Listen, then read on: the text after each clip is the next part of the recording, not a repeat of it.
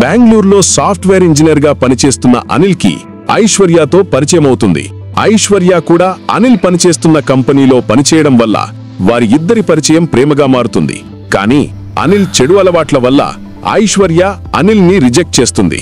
కానీ ఐశ్వర్య ప్రేమ కోసం అనిల్ తన చెడు అలవాట్లు అన్నీ మానుకుని ఐశ్వర్య ప్రేమను పొంది తనతో మంచి జీవితం గడపాలనుకుంటాడు.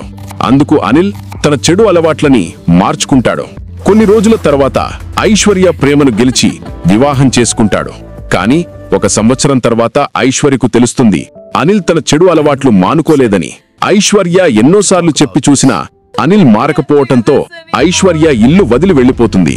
అది తట్టుకోలేని అనిల్ చివరికి ఐశ్వర్య లేకుండా తను బ్రతకలేనని, తను ఏం కోల్పోయాడో తెలుసుకుని పూర్తిగా తన చెడు అలవాట్లన్నింటినీ వదిలి ఐశ్వర్య ప్రేమను పొందుతాడు.